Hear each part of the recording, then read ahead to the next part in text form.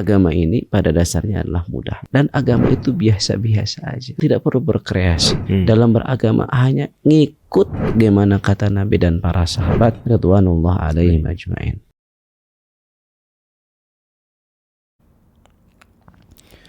Alhamdulillah hamdan katsiran tayyiban mubarakan fih kama yuhibbu rabbuna wa yarda. Asyhadu an la ilaha illallah wahdahu la syarikalah wa asyhadu anna Muhammadan abduhu wa rasuluhu amma ba'du. Assalamualaikum warahmatullahi para pemirsa sekalian, sahabat BIS TV dimanapun Anda berada. Semoga kita semua senantiasa berada dalam lindungan Allah Subhanahu wa Ta'ala. Kembali kita di kanal Belajar Islam TV dalam kajian live streaming membahas kitab Riyadhus Shalihin min kalami Sayyidil Mursalin, buah karya Al-Imam Abu Zakaria Muhyiddin Yahya bin Syaraf rahimahullahu ta'ala, bersama guru kita tercinta Al-Ustadz Hafiz Abdurrahman LC Hafizahullahu ta'ala. Sekarang kita di pertemuan yang kelima, melanjutkan pembahasan sebelumnya, masih di bab pertama tentang ikhlas dan berniat dalam setiap perbuatan dan ucapan, baik yang nampak maupun yang tersembunyi. Kita melanjutkan artikel yang sebelumnya. Kita di poin ke-11 dari ringkasan penjelasan Syekh Muhammad bin Shalih Al-Utsaimin rahimahullahu ta'ala. Dan alhamdulillah para pemirsa sekalian, Al-Ustadz telah hadir. Kita sapa beliau terlebih dahulu. Assalamualaikum Ustadz. Waalaikumsalam warahmatullahi wabarakatuh. Kaifa haluka Ustaz? Alhamdulillah ana bi khair akhi Sigit. Wa kaifa haluka anta ya akhi? Alhamdulillah ana bi khairin kadzalik. Tayyib, para pemirsa sekalian, tanpa berlama-lama kita simak bersama kajian kita kali ini. Tentunya dengan seksama langsung saja kepada Al-Ustaz, falyatafaddal mashkura. Assalamualaikum warahmatullahi wabarakatuh. Alhamdulillahi wassalatu wassalamu ala rasulillah wa ala alihi wa ashabihi wa man tabi'ahum bi ihsanin ila yaumiddin, amma ba'd. Para pemirsa BIS TV semuanya, ikhwah dan juga akhwat, kaum muslimin dan juga muslimat yang semoga senantiasa berada di dalam lindungan Allah Azza wa Jalla. Kita bersyukur di mana pada sore hari ini kita bisa melanjutkan kajian kita. Dan tanpa berbasa-basi lagi, untuk menghemat waktu, silahkan akhi Sigit dilanjutkan bacanya. Berkata penulis, semoga Allah meridhoinya, poin ke-11. Semua orang kafir, baik itu Nasara, Yahudi, ateis, mengaku muslim ataukah tidak, maka semuanya adalah musuh Allah, kitabnya, rasulnya, dan musuh kaum muslimin, meskipun mereka pandai berkamuflase. Ya, jadi kita masih pada pembahasan tentang hijrah dari tempat, ya. Jadi para pemirsa sekalian, sahabat BIS TV, sebagaimana kemarin telah kita sebutkan bahwa hijrah itu terbagi menjadi 3 kategori. Ada hijrah meninggalkan tempat, seperti kita meninggalkan tempat kekufuran menuju tempat Tauhid berarti. Menuju tempat Islam. Ya, menuju tempat yang menjadi negerinya kaum muslimin. Meninggalkan negara kesyirikan atau daerah kesyirikan menuju tempat Tauhid yang bertauhid, dan seterusnya. Ya. Nah, Syekh Muhammad bin Shalih Al-Utsaimin menjelaskan bahwa kenapa kita saat tidak memungkinkan untuk melaksanakan kewajiban syariat Islam, tidak bisa melahirkan atau tidak bisa menampakkan syiar-syiar keislaman kita diperintahkan untuk pindah dari suatu tempat ke tempat yang lain, dari tempat yang penuh dengan kekufuran, kesyirikan menuju tempat kaum muslimin yang tentunya di situ mereka bertauhid, mereka bisa melaksanakan syariat Islam. Di antara alasannya adalah karena orang-orang kafir, baik mereka itu adalah Yahudi, mereka adalah Nasara, ataupun sebutan-sebutan yang lainnya, mereka adalah musuh-musuh Allah Azza wa Jalla. Sehingga tidak mungkin kita justru malah hidup di tengah-tengah mereka, ya, hidup menyaksikan kesyirikan dan kekufuran mereka, sementara kita sendiri tidak bisa mengubahnya. Jangankan mengubah, justru sebahagian kaum muslimin bahkan mereka tidak bisa melaksanakan kewajibannya sendiri sebagai seorang mukmin, sebagai seorang muslim. Makanya dahulu ketika Rasulullah SAW dan para sahabatnya tinggal di Makkah dan mereka betul-betul dipersempit ruang geraknya oleh kaum musyrikin, oleh orang-orang kafir, maka Allah Azza wa Jalla memerintahkan mereka untuk hijrah. Dan bagi mereka saat itu wajib hukumnya sigit untuk hijrah. Ya, kalau mereka tidak hijrah dosa mereka itu. Sementara bumi Allah itu luas.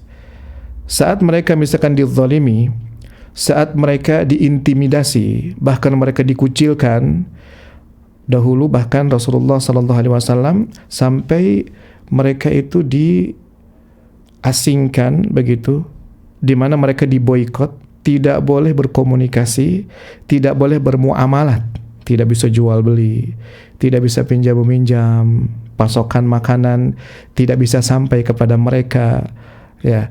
Nah, sehingga itu membuat mereka begitu kesulitan. Bukan saja mereka tidak bisa melaksanakan kewajiban syariat, bahkan kebutuhan duniawi mereka saja. Itu kalau mereka memang tinggal di tengah-tengah orang-orang kafir, maka akan sulit bagi mereka. Dan kata Allah bahwa semuanya itu adalah musuh Allah Azza wa Jalla. Kata siapa Ustaz? Bahwa orang Yahudi, orang-orang Nasoro itu adalah orang-orang kafir. Ya kata Allah. Antum hafal surat Al-Bayyinah gimana? Ayat pertama. Yang keras, yang keras. Qala ta'ala a'udzu billahi minasyaitonir rajim. Bismillahirrahmanirrahim. Lam yakunil ladzina kafaru min ahlil kitabi wal musyrikin. Nah, ya kata Allah, lam yakunil ladzina kafaru min ahlil kitabi wal musyrikina mufakkina. Tidaklah ahli kitab itu, baik dari kalangan Yahudi, baik dari kalangan Nasara, yang mana mereka adalah orang-orang kafir, tidaklah mereka berpecah belah kecuali setelah datang bayinah kepada mereka. Jadi Allah sendiri sebetulnya yang menyatakan bahwa mereka itu ahli kitab, ya, Yahudi dan Nasara adalah orang-orang kafir. Nah, sehingga sudah menjadi sesuatu yang logis sih sebetulnya, ya. Kalau seorang muslim diperintahkan untuk hidup bersama kaum muslimin lainnya, seorang mukmin diperintahkan untuk hidup bersama orang-orang mukmin lainnya. Karena sebagaimana telah kita singgung di pertemuan sebelumnya, bahwa Allah menganalogikan atau mengumpamakan orang-orang mukmin dengan pohon kurma, ya, di mana pohon kurma supaya dia bisa hidup subur, bisa mengeluarkan buah dengan maksimal, itu mesti dipisahkan dari pohon-pohon yang lainnya. Ya, dia mesti disiram dengan air begitu, dan siraman bagi kita agar keimanan kita bertambah kuat tentunya adalah ilmu, ya, siraman yang sifatnya ruhani. Dan kalau orang misalkan tinggal di negeri orang-orang kafir, bagaimana cara mereka untuk thalabul ilmi? Sulit bagi mereka. Bisa Ustaz di YouTube berapa lama, ya, antum atau antuna bisa konsisten belajar hanya mengandalkan YouTube? Diam di kamar, diam di rumah, begitu, ya, tidak ada orang lain, kita menyimak kajian. Berapa lama bisa konsisten? Seberapa disiplin kita menjaga adab-adab majelis ilmu? Sementara berkah dan tidaknya ilmu tentunya sangat berkaitan dengan adab-adab yang kita jaga selama kita menuntut ilmu. Nah, melanjutkan. Poin ke-12. Seorang muslim dibolehkan safar ke negeri kafir jika memenuhi 3 syarat berikut. Pertama, paham ilmu agama untuk menangkis syubhat atau keraguan. Nah, sampai sini dulu, ya. Jadi di pertemuan sebelumnya kan kita sudah menyatakan, sudah membacakan apa yang menjadi pendapatnya Syekh Muhammad bin Shalih Al-Utsaimin, bahwa seorang muslim haram hukumnya safar ke negeri kafir, ya, haram safar ke negeri orang-orang musyrik, gak boleh begitu. Jadi pada hukum asalnya haram ya kalau kita bepergian, kalau kita safar ke negeri kaum muslimin kecuali ada hajat yang jelas. Sudah kita bahas apa belum kemarin? Sudah ya. Ada hajat yang jelas seperti kita misalkan ingin melakukan pengobatan misal ya, atau kita ingin melakukan bisnis, kita belanja barang di negeri orang-orang kafir kemudian kita bawa ke negeri kaum muslimin, nggak masalah. Atau sebaliknya, kita bawa barang dari negeri kita, negeri kaum muslimin, kemudian kita jual ke sana. Ini namanya ada hajat. Atau kita misalkan butuh mempelajari suatu ilmu yang berkaitan dengan duniawi kita, tapi itu jelas maslahatnya akan dirasakan oleh kaum muslimin, sementara di negeri kita sendiri itu tidak ada yang bisa memfasilitasinya. Maka boleh seorang muslim mereka pergi ke negeri orang-orang kafir. Tapi ya, meskipun ketika ada kebutuhan yang jelas mereka diperbolehkan, tetap saja mereka baru diperbolehkan untuk safar ke negeri orang-orang kafir saat ada kebutuhan kalau dia memenuhi 3 syaratnya. Yang pertama adalah dia mengerti ilmu agama sehingga pemahaman dia, ilmu dia itu bisa menangkis syubhat. Ya, syubhat itu kan kerancuan-kerancuan di dalam berfikir, ya, kerancuan-kerancuan di dalam pemahaman. Ya, seperti yang sering ya diucapkan oleh para ulama, para asatidzah, bahwa yang namanya syubhat itu tersebar di mana-mana, sangat gencar menyerang, sementara hati-hati kaum muslimin itu lemah. Hati bahasa Arabnya kan kolbu, ya. Kenapa kolbu kok disebut kolbu? Karena banyak taqallub, banyak berubah-ubah. Dia itu mudah sekali untuk terpengaruh oleh faktor-faktor yang ada di luar. Misal, yang tadinya seorang muslim, dia begitu yakin bahwa hanya agama Islam saja yang benar, hanya agama Islam saja yang diridhai. Tapi kemudian dia mungkin banyak bergaul dengan orang-orang kafir tadi, ahlul kitab misalkan, orang Yahudi, orang Nasara, lalu kemudian dia merasa nyaman bergaul dengan mereka. Dia merasa bahwa bergaul dengan orang-orang kafir ternyata malah menguntungkan dia, misal dari hal yang sifatnya duniawi. Akhirnya dari kenyamanan ini dia mulai akan berubah cara memandangnya. Oh, jangan-jangan salah selama ini saya fanatik terhadap Islam dengan menyatakan bahwa hanya Islam saja yang benar, padahal ternyata semua agama itu mengajarkan kepada kebenaran. Nah, ini syubhat atau bukan? Syubhat, ya. Mungkin orang akan menyerang dia, kamu nggak boleh fanatik terhadap Islam, kamu jangan merasa bahwa Islam saja yang benar. Nah, ya, dia bisa jadi goyah sedikit. Padahal kata Allah, inna dina indallahil Islam. Agama yang benar di sisi Allah hanya ada satu saja, apa? Islam. Jadi fanatik kepada Islam itu perkara wajib tanpa bisa ditawar-tawar. Ya, maksud fanatik kepada Islam adalah kita hanya meyakini Islam saja yang benar, sementara semua agama yang lain selain Islam itu salah.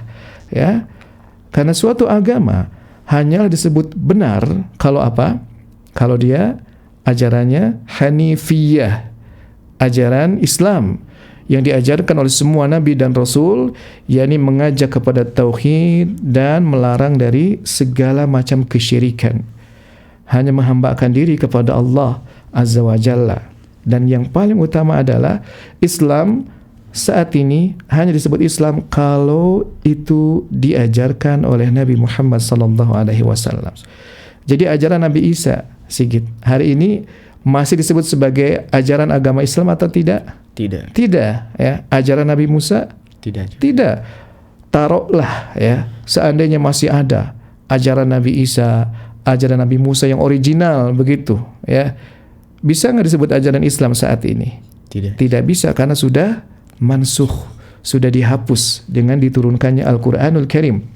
Jadi ajaran Zabur, ajaran Taurat, ajaran Injil, dan semua ajaran-ajaran yang Allah turunkan dari langit, kitab-kitab semuanya itu sudah diganti semuanya, mansukh, sudah tidak berlaku dengan diturunkannya Al-Qur'anul Karim.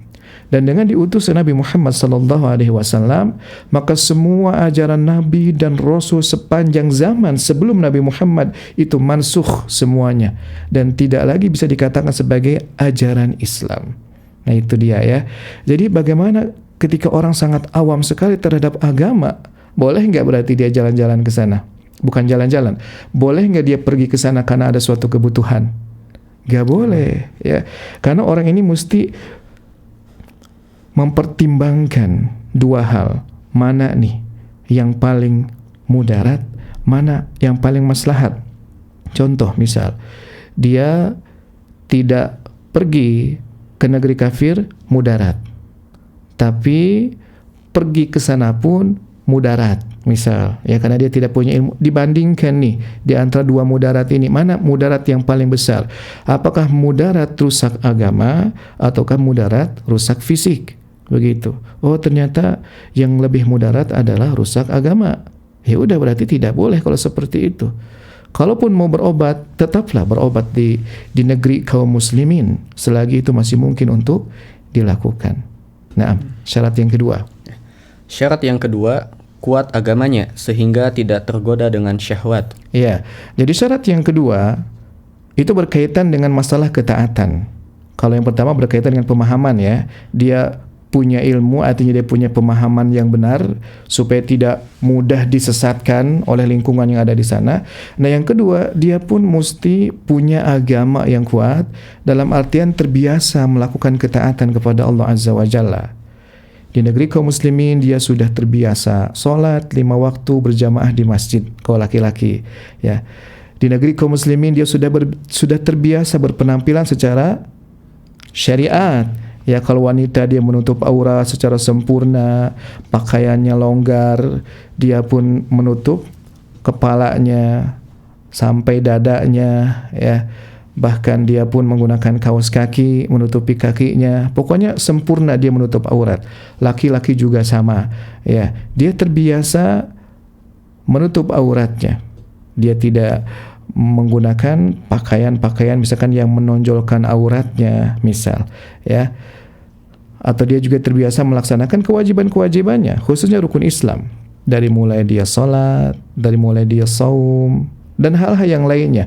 Nah, kalau ternyata di negeri kaum muslimin saja dia malas, dia lalai dari melaksanakan kewajibannya untuk menjalankan syariat, maka orang semacam ini tidak boleh dia melakukan safar ke negeri kafir ya, karena bisa jadi di sana tantangannya lebih berat. Kalau di sini azan di mana-mana saja dia nggak ingat gitu bahwa dia itu wajib untuk melakukan sholat, apalagi di sana dia 24 jam tidak mendengarkan azan. Kalau di sini saja di mana rumahnya tepat di samping masjid, dia tidak datang ke masjid untuk sholat, untuk thalabul ilmi, apalagi dia berada di negeri kafir sana ya, bertahun-tahun misalkan dia belajar, entah 4 tahun untuk S1, tambah lagi untuk S2, tambah lagi untuk S3 misal. Atau dia melakukan bisnis bolak-balik ke sana, bisa menghabiskan waktu seminggu, sebulan di sana ya. Itu sangat berbahaya bagi orang-orang yang memang tidak terbiasa melaksanakan ketaatan kepada Allah dan menjauhi larangan-larangan Allah Azza wa Jalla. Kalau tinggal di negeri kaum muslimin saja seperti di Indonesia, mereka sembarangan di dalam mengkonsumsi makanan-makanannya, abai dengan halal dan haramnya, apalagi di negeri kafir. Bisa jadi dia kesulitan sebetulnya untuk mendapatkan makanan-makanan yang halal. Maka ya tidak mengherankan begitu ya ikhwas sekalian dan juga akhwat, ketika Syekh Muhammad bin Shalih Al-Utsaimin mensyaratkan hal ini, di mana orang yang punya kebutuhan untuk safar ke negeri orang-orang kafir itu hanya diperbolehkan untuk melakukan safar itu kalau dia punya bekal ilmu agama untuk melawan syubhat, keraguan-raguan, dan juga dia memiliki agama yang kuat. Dia terbiasa menjaga ketaatannya, dia terbiasa menjauhi syahwatnya. Karena dua hal ini penting sekali sedikit ya. Pertama, kita melawan syubhat, yang kedua melawan syahwat ya. Melawan syubhat itu dengan pemahaman yang lurus, dengan kuatnya pemahaman kita, kokoh begitu, tidak mudah limbung, tidak mudah terbawa arus, tidak mudah goyah. Sementara menangkis syahwat dengan apa? Dengan kuatnya ketaatan kita.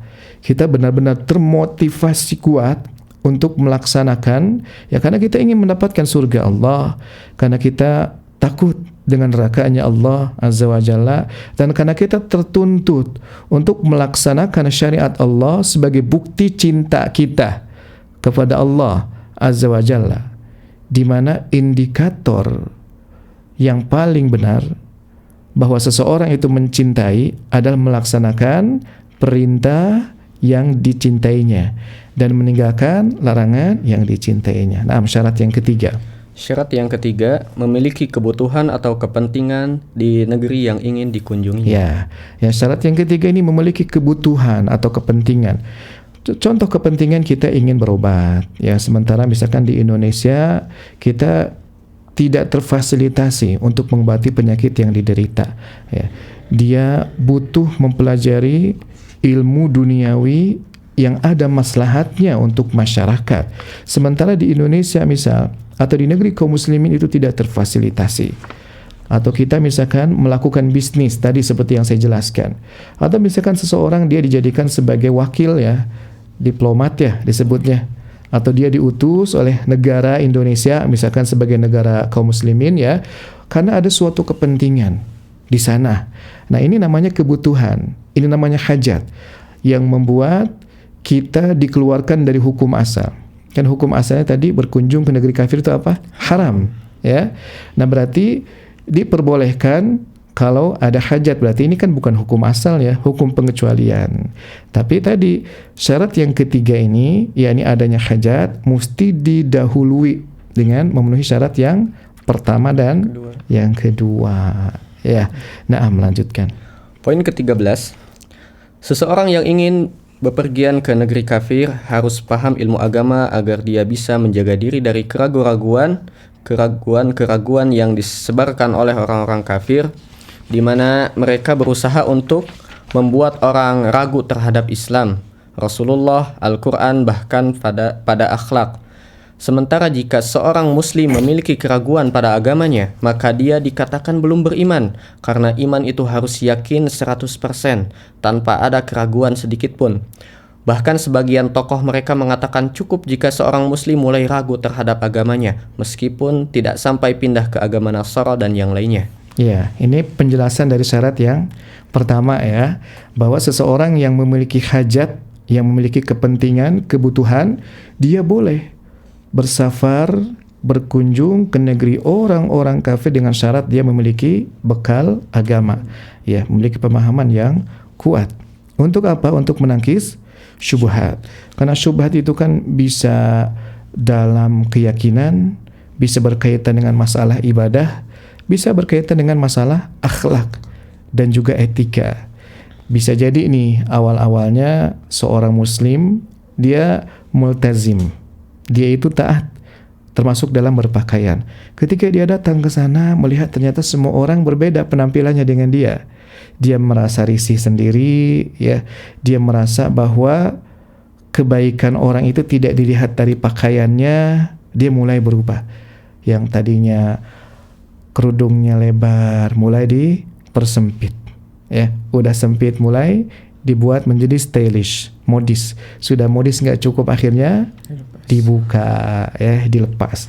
Laki-lakinya, ya, tadinya biasa pakai peci, ya, mungkin pakai baju pun masih terlihat atribut dia sebagai seorang muslim. Orang masih bisa melihat dari pakaiannya bahwa dia itu adalah seorang muslim. Tapi lambat laun bisa jadi dia merasa bahwa pakaian itu sudah menjadi tidak penting. Ya, padahal kan penting, ya, bagi seorang muslim, ya. Karena muslim itu kan di samping dia mesti baik apanya? Dalamnya, batinnya, dia juga mesti baik lahirnya, zahirnya, begitu, ya. Nah, ini bisa sangat rusak sekali. Sedikit, ya, bahaya sekali. Contoh misalkan ketika orang jalan-jalan ke Jepang, misal, ya. Biasanya yang dipuji-puji orang ketika jalan ke Jepang apanya? kebersihannya, ya, kedisiplinannya, ini dan itu. Nah, ini pun bisa menjadi syubhat sebetulnya. Oh, ternyata nggak perlu menjalankan syariat Islam ya untuk menjadi teratur, untuk menjadi disiplin.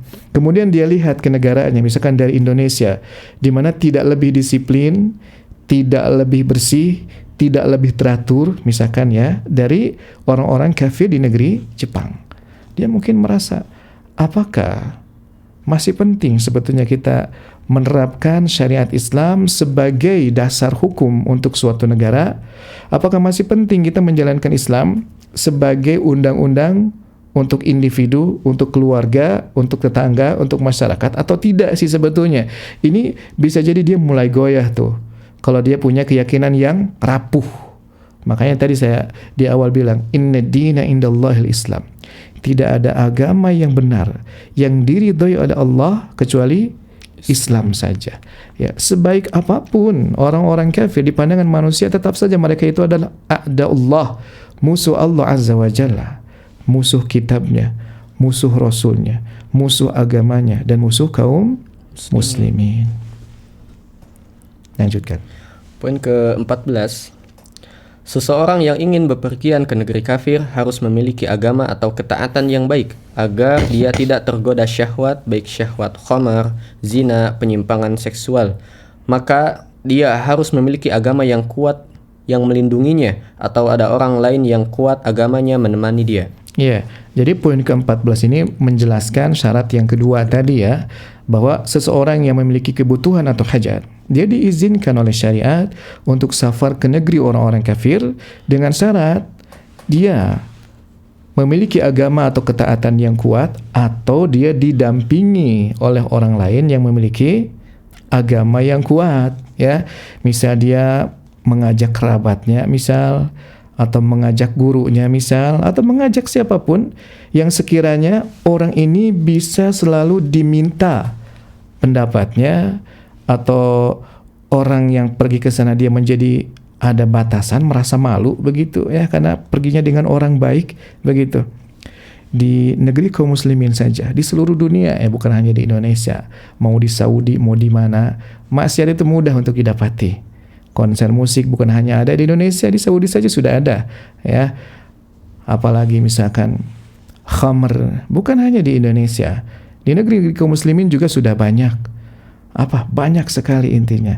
Nah, kalau seseorang memang dia tidak terbiasa mengekang syahwatnya sikit ya, maka dia akan mudah sekali itu dia hanyut, bukan hanya hanyut, mungkin tenggelam mungkin ya, tenggelam, kelelep begitu dalam syahwatnya, dia gak ada tuh yang narik tangannya, udah dia berkubang di dalam syahwatnya.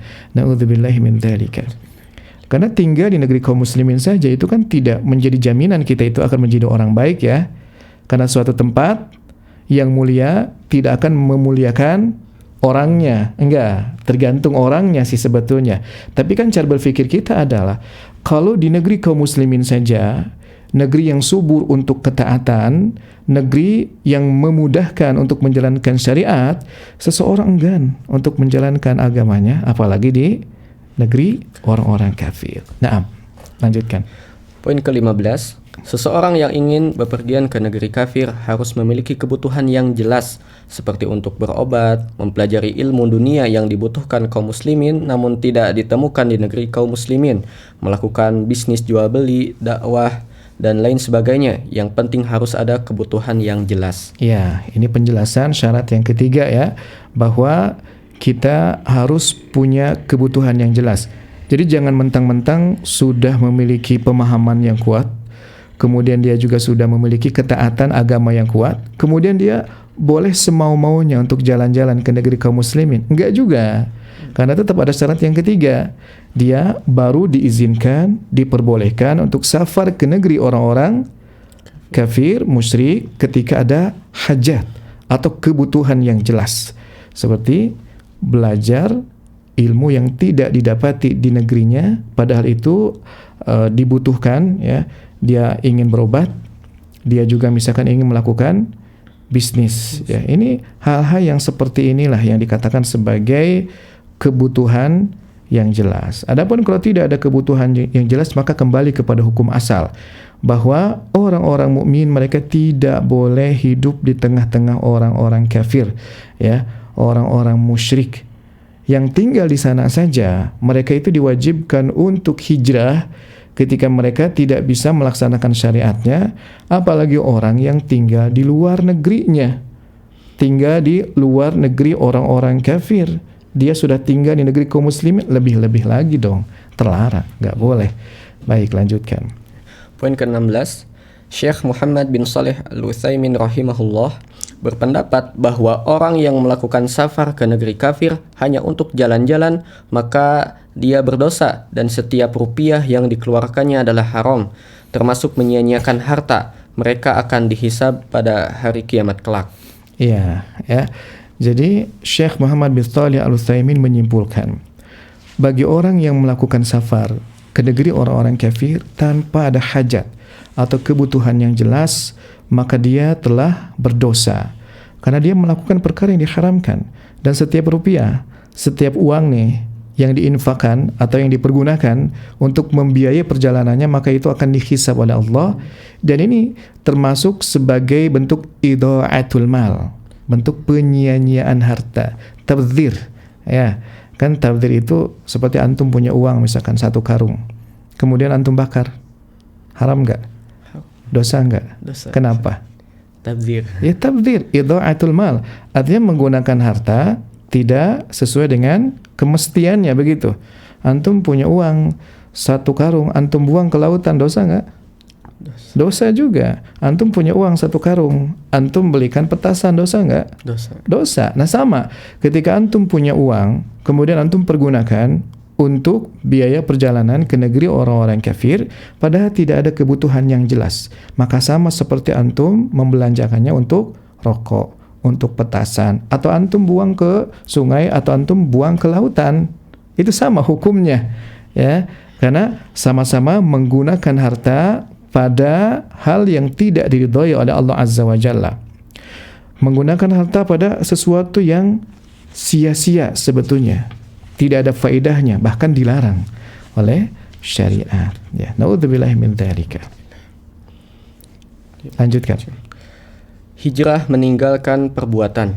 Poin ke-17, termasuk hijrah adalah meninggalkan perbuatan-perbuatan yang dilarang oleh Allah, baik yang berkaitan dengan hak Allah maupun hak manusia. Bahkan sekalipun syahwat diri merengek, maka kita tetap harus ingat bahwa Allah mengharamkan perbuatan itu dan memerintahkan kita agar meninggalkan dan menjauhinya. Rasulullah sallallahu alaihi wasallam bersabda, "Al-muslimu man salimal muslimuna min lisanihi wa yadihi, wal muhajiru man hajara ma nahallahu anhu." Seorang muslim adalah yang membuat orang lain aman dari keburukan lisan dan tangannya, sedangkan orang yang hijrah itu adalah orang yang meninggalkan apa yang dilarang oleh Allah. Hadis riwayat Al-Bukhari dan Muslim. Ya, kita masuk ke jenis hijrah yang kedua, yaitu meninggalkan perbuatan. Ya, meninggalkan kesyirikan menuju tauhid. Meninggalkan kekufuran menuju Islam. Meninggalkan maksiat menuju ketaatan. Ya. Meninggalkan kemalasan menuju kesungguhan. Ini namanya hijratul amal. Ya. Jadi pemirsa sekalian, sebagaimana kita jelaskan sebelumnya, bahwa hijrah itu kan terbagi 3. Ada hijratul makan, meninggalkan tempat yang buruk, ya. Yang kedua, hijratul amal atau hijrul amal, meninggalkan perbuatan yang buruk. Nah, kita sebagai seorang muslim mesti punya kesadaran penuh bahwa seorang muslim terikat dengan syariat. Dia tidak bisa menuruti syahwatnya. Syahwat itu memang selalu merengek, akhi Sigit, ya. Dia kalau dikasih sekali itu seolah-olah dia berjanji bahwa besok dia tidak akan minta lagi. Padahal itu bohong sebetulnya. Jadi syahwat itu seperti anak kecil yang merengek minta balon. Ya, anak kecil misalkan umurnya 3 tahun lah, ya 4 tahun. Dia kalau minta balon atau minta mainan merengek gak? Kita bilang, tapi besok kalau pecah jangan minta lagi ya. Dia bilang apa? Iya. Tapi ternyata pas pecah dan ngelihat balon lagi gimana? nangis, ya, dia minta permen atau dia minta makanan ini dan itu.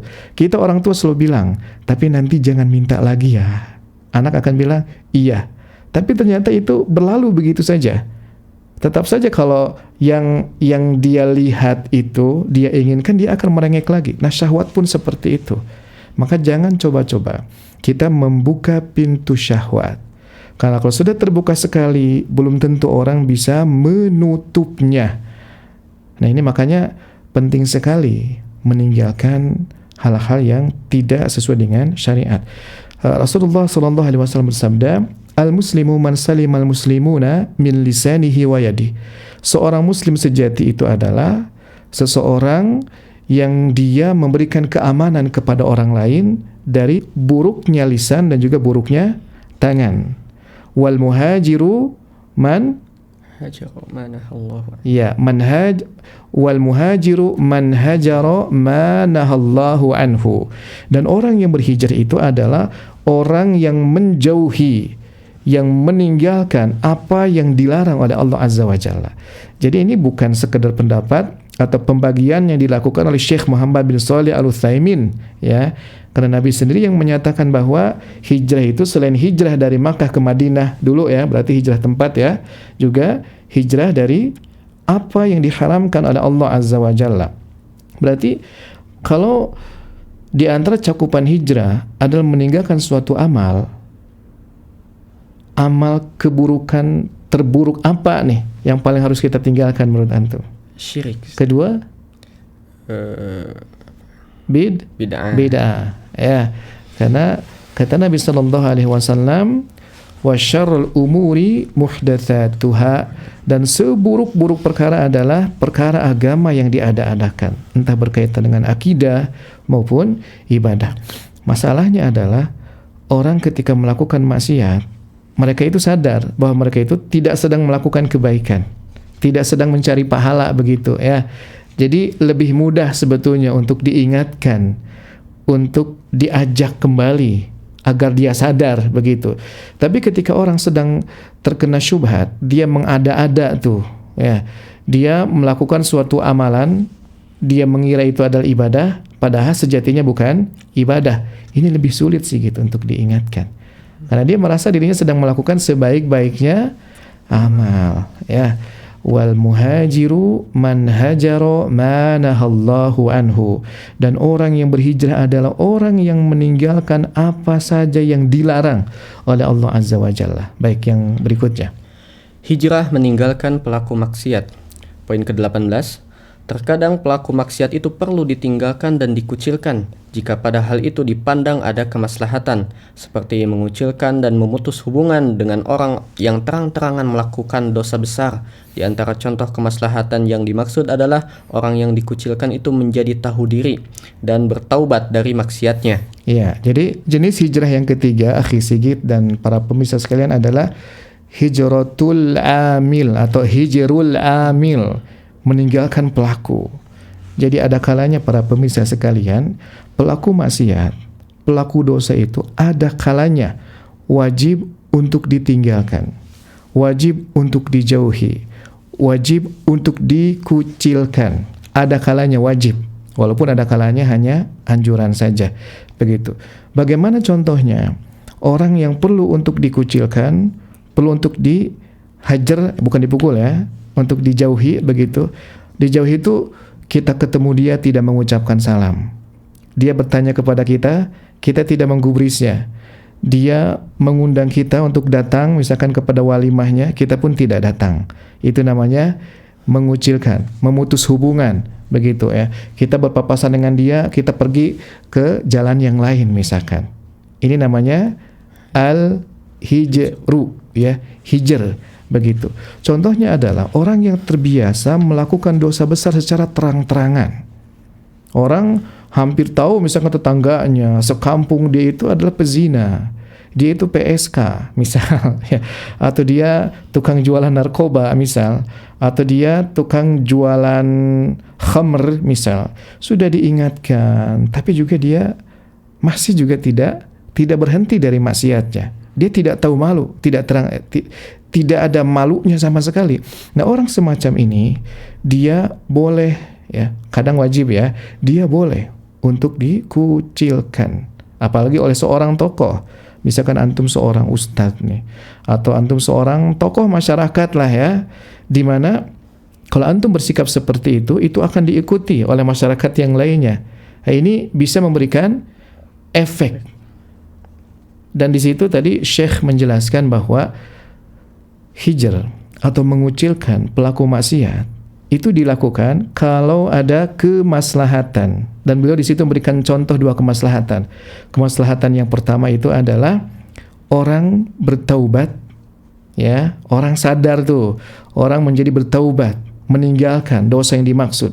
Yang kedua, orang menjadi tahu diri bahwa dirinya itu sedang melakukan dosa. Karena kadang ada orang kan yang dia itu tidak tahu qadru nafsihi, tidak tahu kapasitas diri begitu. Entah dia nggak sadar kalau dirinya sedang bermaksiat, atau dia merasa bahwa kalau dia maksiat pun baik-baik saja, orang tidak mempermasalahkan dia. Ini berarti orang tidak tahu diri kalau seperti itu. Nah, dengan dikucilkan rame-rame itu oleh masyarakat, dia mau beli sesuatu, enggak, aneh nggak mau jual ke ente. Misal ya, dia dagang ayam misalkan, nggak mau beli ke ente, nggak mau belinya ke tempat yang lain. Karena tahu misalkan ini itu adalah tukang jual narkoba, karena tahu dia tukang jual khamr, karena tahu dia itu adalah seorang PSK misal. Bukan berarti tidak dinasihati, nasihati dulu tentunya ya, karena meninggalkan mereka itu tentunya tidak begitu saja. Ada aturan-aturan yang mesti dijaga. Ada setidaknya 2 kemaslahatan tuh yang mesti dikejar. Berarti kalau 2 kemaslahatan ini tidak ada, perlu nggak kita menghajar seseorang? Tidak. Nggak perlu ya. Ini seekor semut mengkucilkan seekor gajah. Ngefek gak? Enggak. Ya nggak ngefek dong. Berarti nggak ada maslahatnya. Dia pun tidak memperdulikan, ente mau nyapa aneh ya terserah, enggak juga bodoh amat bisa. Ya tetap kita harus mengejarnya 2 hal.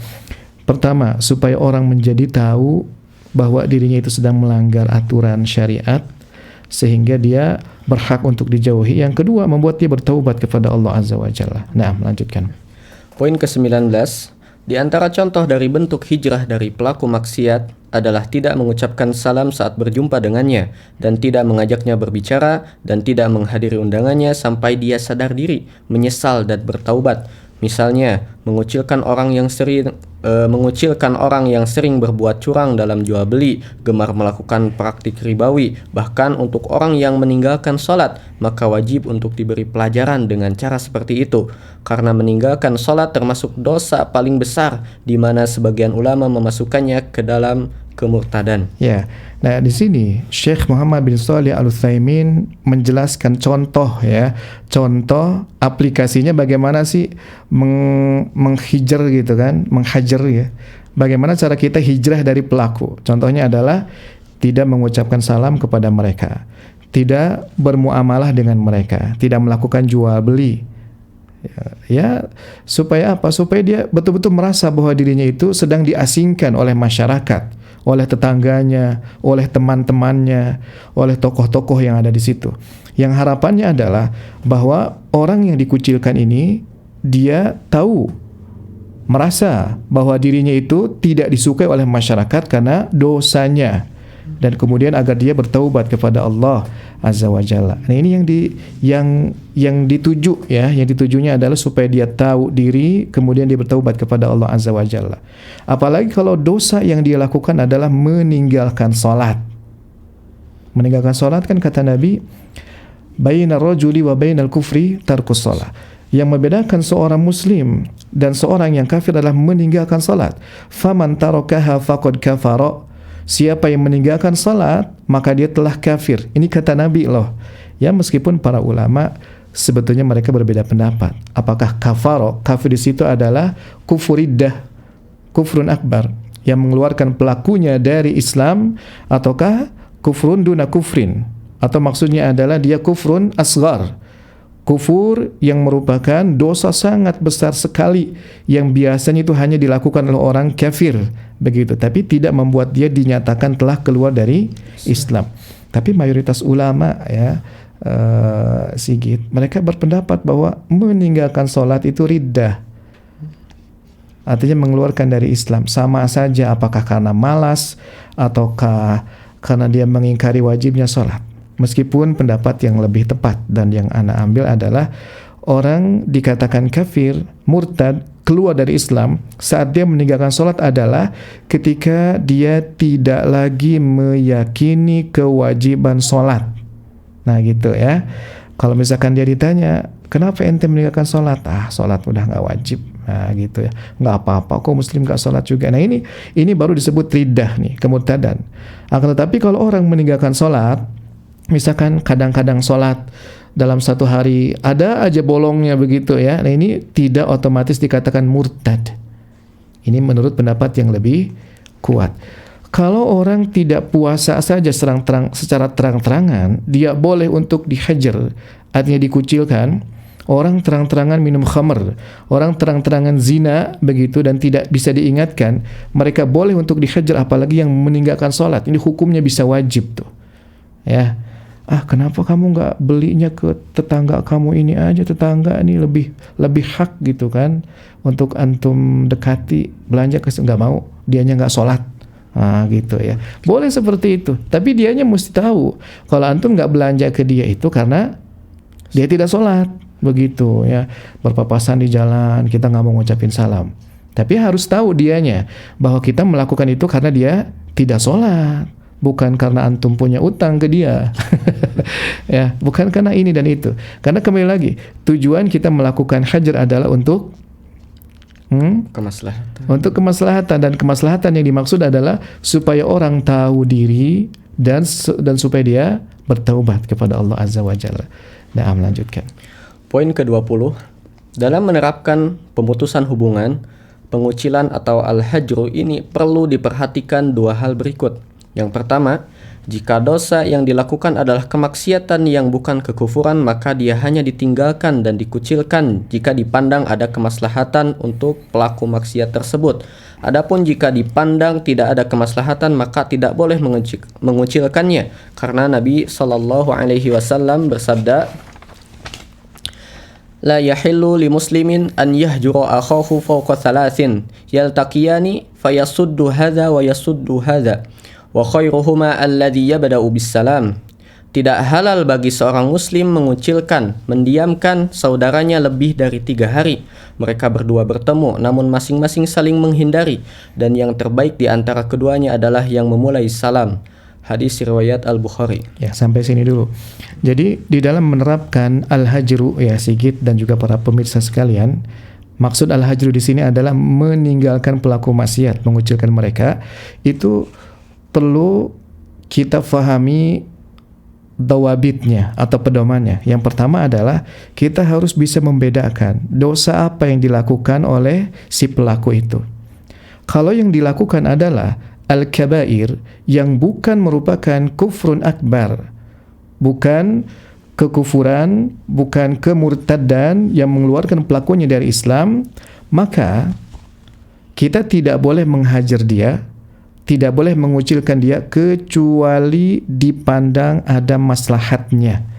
Dan maslahat yang dimaksud adalah orang menjadi tahu bahwa dirinya itu dikucilkan karena dosa, begitu ya, dan kemudian dia akan terdorong untuk bertaubat kepada Allah Azza wa Jalla. Berarti nih, kalau seseorang misalkan melakukan suatu dosa besar, tapi bukan riddah ya, bukan yang mengeluarkan dia dari Islam, kemudian kalaupun kita hajar, itu nggak akan ngefek apa-apa, berarti nggak boleh kita menghajar dia, karena nggak ada maslahatnya. Sudah kita memutuskan hubungan dengan dia, juga nggak ada maslahat sama sekali. Karena hukum asalnya, memutuskan hubungan dengan orang-orang muslim hukumnya haram. Ya, Rasulullah SAW bersabda dalam hadis yang diriwayatkan oleh Al-Bukhari, la yahillu li muslimin an yahjur akhahu fawqa thalathin. Tidak halal bagi seorang muslim memutuskan atau menjauhi, meninggalkan saudaranya lebih dari 3 hari. Di mana saat mereka berdua bertemu, ini melengos dari yang ini berpaling dari ini. Wa khairuhuma man yabda'u bis salam, dan sebaik-baik di antara keduanya adalah siapa yang memulai mengucapkan salam di antara keduanya itu. Jadi mesti dipastikan dulu nih ya, bahwa akan ada kemaslahatan dari kita mengucilkan, menjauhi, memutuskan hubungan dengan si pelaku dosa itu. Kalau kita duga nggak akan terjadi adanya kemaslahatan, maka tidak boleh. Ya, kembali kepada hukum asal dulu tuh. La yahillu lil muslimin an yahjura akhahu fawqa thalathin. Tidak halal bagi seorang muslim memusuhi, menjauhi, memutuskan hubungan dengan saudara muslimnya lebih dari 3 hari. Nah, melanjutkan. Dalil yang kedua. Dalil lainnya adalah hadis yang diriwayatkan oleh Al-Bukhari dan Muslim tentang kisah 3 orang sahabat, Ka'ab bin Malik, Hilal bin Umayyah, dan Murarah bin Ar-Rabi radhiyallahu anhum, yang dikucilkan oleh Rasulullah sallallahu alaihi wasallam dan para sahabat lainnya karena mereka dengan sengaja tidak ikut perang Tabuk, sehingga bumi yang luas menjadi terasa sempit oleh mereka, merasa tidak ada lagi tempat kembali dan berlindung kecuali kepada Allah. Akhirnya mereka menyesal dan bertaubat kepada Allah, dan inilah kemaslahatan yang didapatkan oleh 3 orang sahabat yang dikucilkan karena perbuatan dosanya. Iya. Jadi dalil lainnya yang menunjukkan bahwa tujuan dari al-hajru adalah demi suatu kemaslahatan adalah kisah tentang 3 orang sahabat yang tadi namanya antum sebutkan ya. 3 orang sahabat ini mereka dengan sengaja tidak turut serta dalam perang Tabuk, padahal mereka tidak memiliki uzur, bukan karena fisiknya cacat misal ya. Pokoknya dia itu sebetulnya, mereka yang bertiga ini termasuk orang-orang yang diwajibkan untuk ikut perang Tabuk, tapi akhirnya mereka tidak melakukannya. Akhirnya apa? Oleh Nabi SAW dikucilkan, tidak ditanya, dan itu diikuti oleh semua sahabat. Sehingga 3 sahabat yang mulia ini mereka merasa bumi yang luas ini terasa sempit sekali begitu.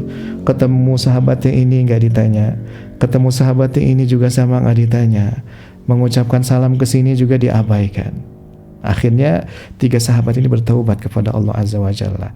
Nah, berarti para sahabat yang 3 ini kan merasa bahwa dirinya telah melakukan kesalahan. Nah, berarti efektif apa tidak nih hajar bagi mereka bertiga?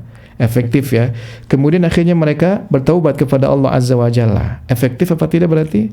Efektif. Nah, kalau seperti ini yang diprediksi terjadi, maka kita menghajar pelaku maksiat yang terang-terangan melakukan maksiatnya itu. Tapi kalau ternyata maslahat yang tadi digambarkan dalam kisah 3 orang sahabat itu rasa-rasanya jauh akan diwujudkan dengan melakukan hajar, maka kembali kepada hukum asal, tidak boleh menghajar mereka.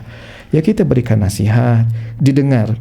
Alhamdulillah, tidak didengar pun ya sudah, karena kewajiban kita adalah al-balagh. Hidayah taufik itu ada di tangan Allah Azza wa Jalla. Adapun kapasitas kita hanya menjelaskan mana salah, mana benar, menyampaikan dalilnya begini, dalilnya begitu, ya, mengancam mereka dengan ayat-ayat yang menakut-nakuti mereka dengan neraka atau mengiming-imingi mereka dengan surga yang dijanjikan oleh Allah Azza wa Jalla. Sisanya kita serahkan kepada Allah Azza wa Jalla. Tidak perlu kita menghajar mereka kalau diprediksi tidak ada maslahatnya. Ya, melanjutkan.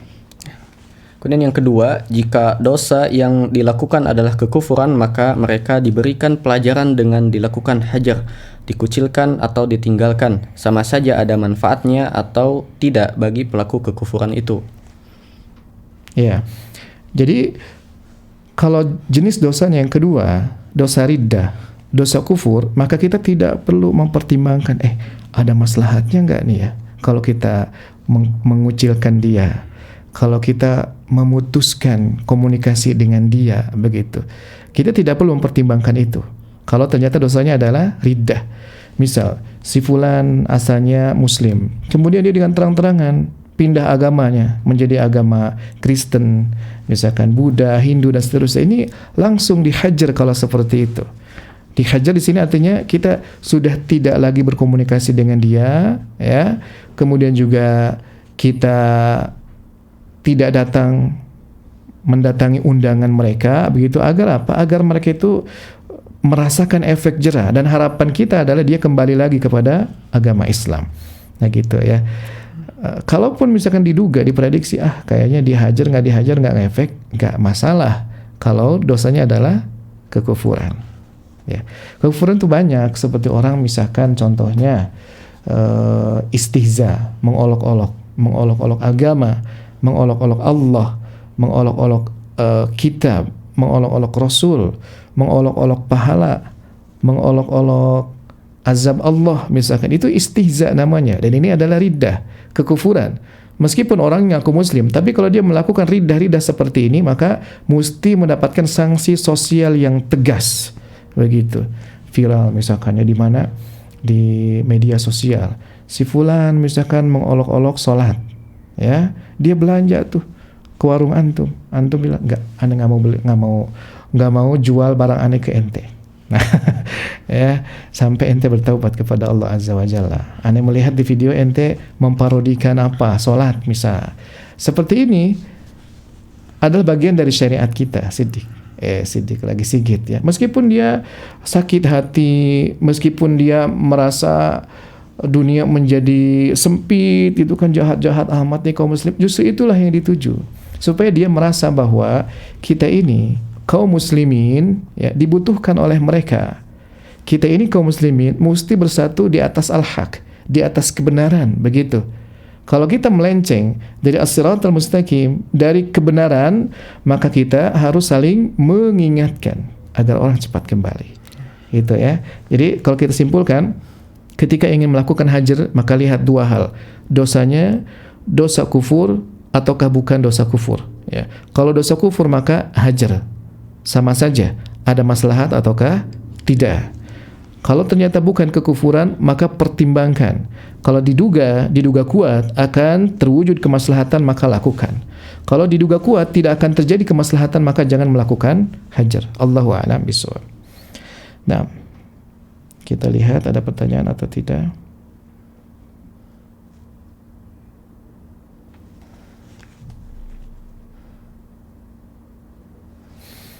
Assalamualaikum, Ana Muhammad dari Bandung. Ustaz izin bertanya, bagaimana cara menyikapi teman kita yang dia tidak sadar telah menzalimi temannya, dan jika diingatkan dia membela diri bahwa dia tidak bersalah, ya. Waalaikumsalam warahmatullahi wabarakatuh. Kewajiban kita adalah hanya menyampaikan saja, ya. Kata Nabi, man ra'a minkum munkaran falyughayyirhu bi yadihi, fa illam yastati' fa bi lisanihi, fa illam yastati' fa bi qalbihi. Siapa saja di antara kalian yang melihat suatu kemungkaran, maka hendaklah dia mengubahnya. Kalau mampu, maka dengan kekuasaannya. Kalau tidak mampu, maka dengan lisannya. Kalau tidak mampu juga, maka cukup ingkari dengan hati. Nah, jadi kembali kepada kemampuan kita. Karena al-amru bil ma'ruf wan nahyu 'anil munkar itu hukumnya fardhu kifayah. Tidak mesti kita yang melakukannya. Boleh saja orang lain. Yang penting kemaslahatan akan terwujud. Begitu ya. Nah, antum mesti mencari cara. Apakah harus antum yang menyampaikan, ataukah antum cari orang lain ya, yang antum minta tolong supaya bisa menyampaikan ke teman antum yang suka berbuat zalim kepada temannya, atau cari cara-cara yang lainnya. Karena mengingatkan itu kan masuk ke dalam ranah al-amru bil ma'ruf wan nahyu 'anil munkar. Mengajak kepada kebaikan dan melarang dari kemungkaran. Sementara di dalam al-amru bil ma'ruf wan nahyu 'anil munkar, dua hal utama yang mesti antum perhatikan. Yang pertama adalah uslub antum, yang kedua adalah wasilah antum. Uslub maksudnya adalah bagaimana cara antum berbicara kepada dia. Ya, apakah antum caranya dengan tanya jawab misal? Apakah antum caranya adalah dengan membawakan suatu kisah misal? Atau antum caranya adalah dengan nada yang lembut misal, atau nada yang tegas misal? Ini uslub ya. Antum lihat siapa yang sedang antum hadapi. Yang kedua wasilahnya, sarananya itu apa? Apakah antum melalui berbicara, melalui tulisan, atau antum memberikan sebuah buku, atau antum memberikan sebuah tayangan video, antum memberikan suatu rekaman misal, atau antum membawa penengah yang disegani oleh antum dan juga teman antum. Itu masalah terkait dengan wasilah. Bagaimana cara antum menyampaikan kebenaran kepada teman antum. Ya. Nah, kalau antum sudah merasa maksimal melakukan al-amru bil ma'ruf wa nahyu 'anil munkar, maka antum nggak boleh ngoyo. Ya, karena kita tidak diwajibkan untuk berhasil. Kita hanya diwajibkan untuk berusaha menunaikan apa yang menjadi kapasitas kita. Ya, ikhtiar saja, sisanya kita serahkan kepada Allah Azza wa Jalla.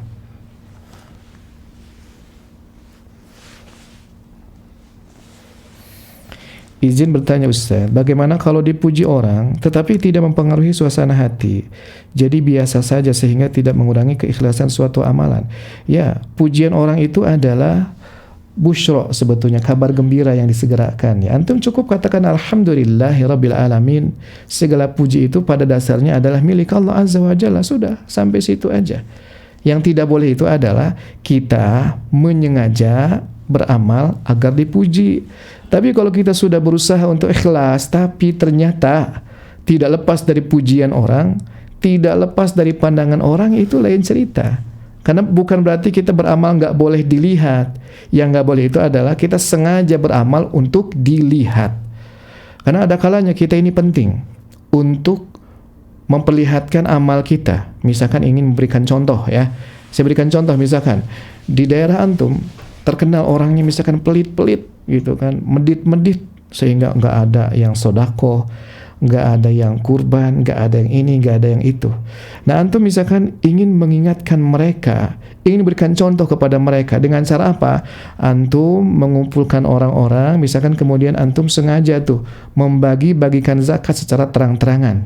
Tapi antum di hati ya jelas bukan supaya antum dipuji sebagai orang dermawan, bukan supaya antum dilihat, tapi antum ingin supaya masyarakat sadar pentingnya kita membayar zakat dan juga berbagi. Ya, antum tinggal misalkan di suatu tempat, di situ para petani atau para peternak kambing misal ya, tapi tidak ada tuh yang kurban kambing atau kurban yang lainnya.